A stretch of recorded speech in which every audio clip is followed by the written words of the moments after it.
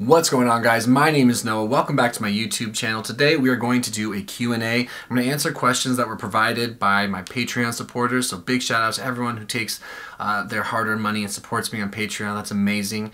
And we're going to go ahead and read the questions that they left me. Big thank you to everyone who's here, period, on YouTube, supporting this channel and giving me a little bit of your time. Please be active in those comments below. This is a community thing. It's not just about me.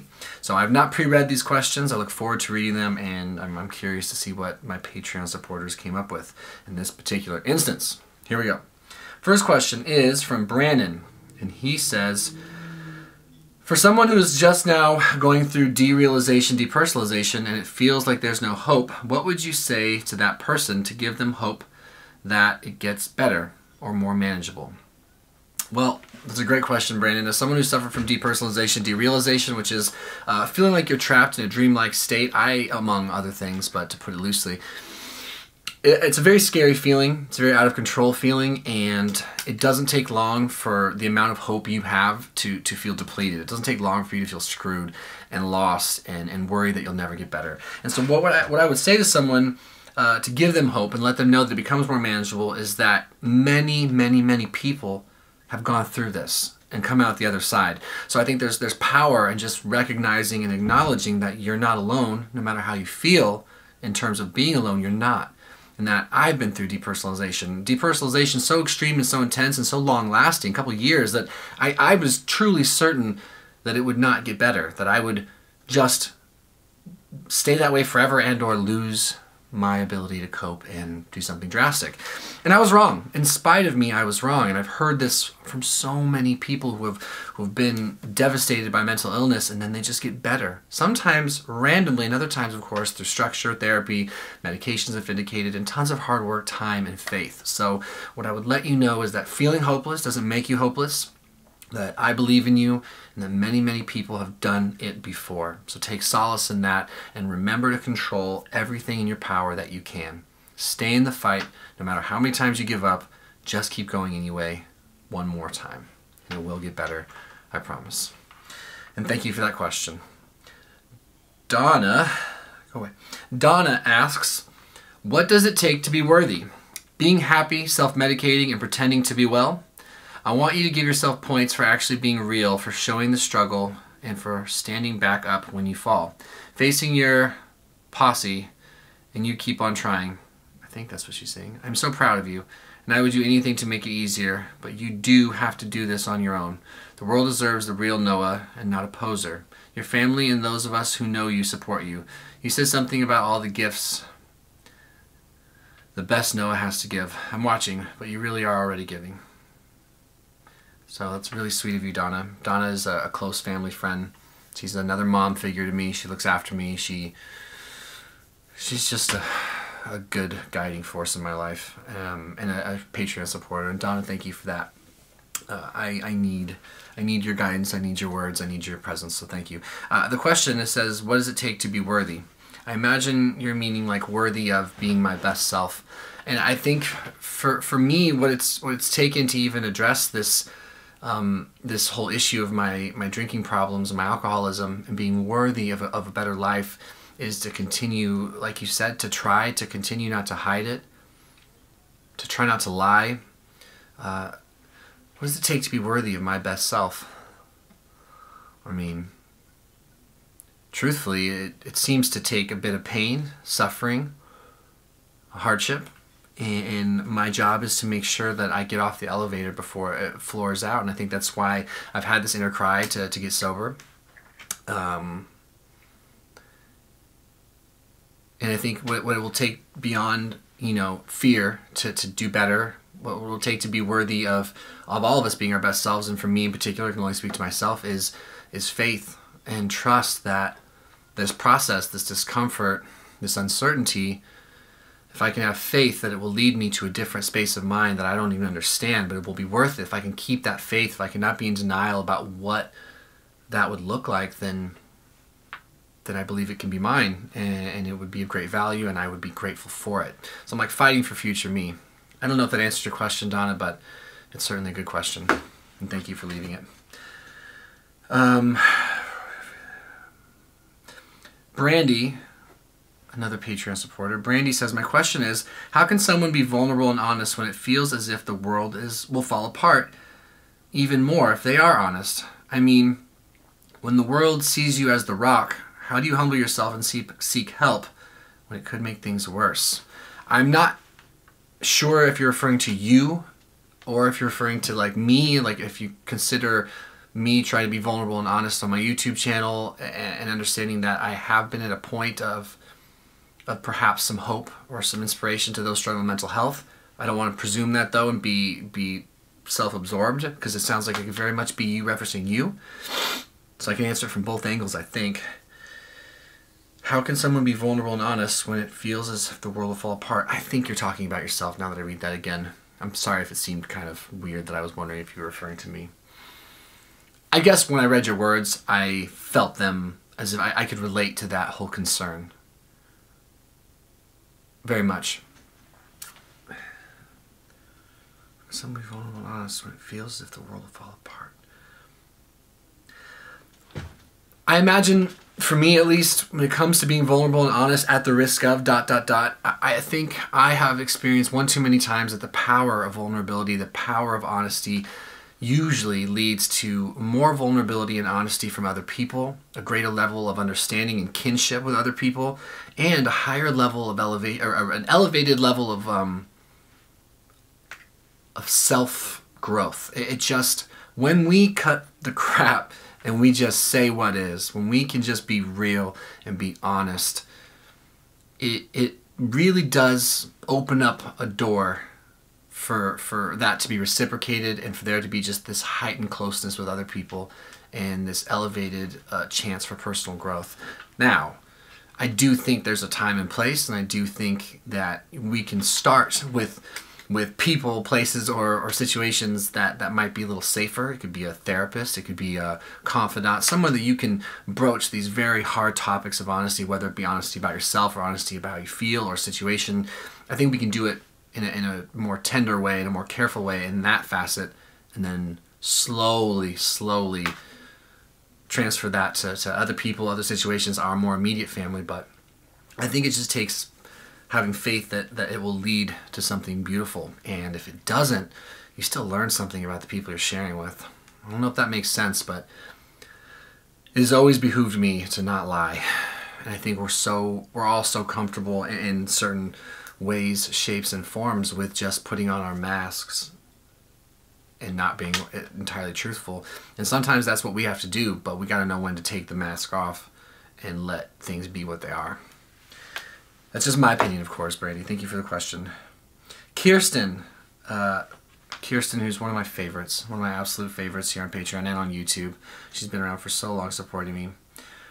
Her question is, has there been a time when you feel the depression slowly creeping back into your life? How have you dealt with that? Given your history with it, has your family become aware of when it might be and been able to approach you and help you through it? I think you know, because people are so, great question. I think people are so involved in their own lives, and most people aren't at like an elevated space of enlightenment and self-awareness and just stability that they can often really read everything going on in another person, even if they love and care about them, depending on how severe that person is, that it's important to always make sure you're vocalizing when you're stepping backwards. Just knowing, just putting it out there in the universe that to friends, family, parents, confidants, lovers, whatever. I think just saying the words, even if it's like minor regression and depression, anxiety, depersonalization, whatever might ail you, it just takes some of the power away from it and just reminds you that we all need people. We are herd-based mammals. We need community. And when I do take steps back, which I have, of course I've taken steps back, and felt it creeping back in my life, I try not to overanalyze why, and I just try to dive into action. Try to dive deeply into action. I think understanding and being able to come to terms with why you might be getting worse can be a very, very damning experience. Needing an answer can lead to a lot of extra stress, a lot of extra anxiety, a lot of rumination. And it doesn't necessarily make a difference, right? Like why we're suddenly going backwards. Unless it's something point blank obvious and you know, then you just need to get back to work anyway. Like I just need to get back to work anyway. What were the things I did to help me get better before? What's the self-care that I can be improving? Am I eating right? Am I sleeping right? Am I going to therapy or communicating my feelings still on an honest, consistent matter? Am I doing a gratitude journal? Am I up to date with my medications? Am I exercising? Blah, blah, blah.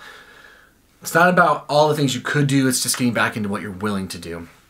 And then remember, you went through it before. You came out of it. You'll get through it again. You'll come out of it. And every single time I've ever come out of a slip in my mood, I don't remember the sadness. I just feel the gratitude, and I embrace the present once I'm comfortable and believing that I'll be better again.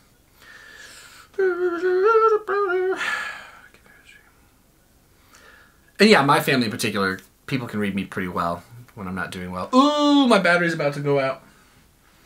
So yeah, I'm going to switch batteries real quick and we'll come right back. I hope I answered your question well. Thank you so much for leaving it. Let me switch batteries. Okay, battery has been switched. Let's keep this baby going. We have a few more questions to get to. So Eugene, a Patreon supporter of mine, I just want to read his comment. He doesn't leave a question, but this is like an example of the respect, love, and support I am shown that humbles me, that heals me, that drives me forward. This is one of the gifts I get from doing this, and I never knew that this was the sort of thing I would have a chance to be a part of. And I just want you to see just how great people can be to honestly like a perfect stranger. So Eugene knows I'm going through a rough time. You guys should too if you happen to follow the channel.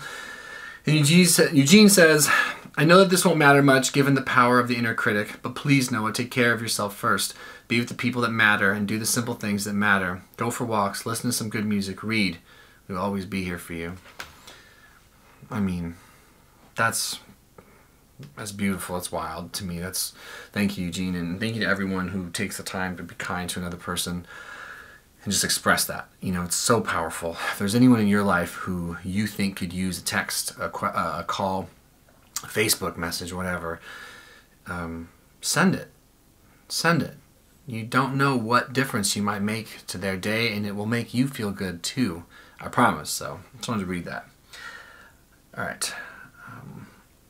Adam, an awesome Patreon supporter, writes, when you feel like you're going through a difficult bout of depression and anxiety, who or what are the first things you think about to try and break out of the cycle? And do you find doing stuff like that helps you? So who or what are the first things you think about to try and help break out of the cycle when you feel like you're going through a difficult bout of depression and anxiety? I think this almost will sound like a repeat from the question before, but I guess when it comes to who, I think about the people that are my mentors. I think about the people that have my best interests in mind. I think about the people that I feel safe with or safest with. And I think about them, and I think about needing their support, and I think about how important it is for me to not try to do it alone and just to get that support. So I think about all those who have my best interests in mind, who love me, who know better, who can support me.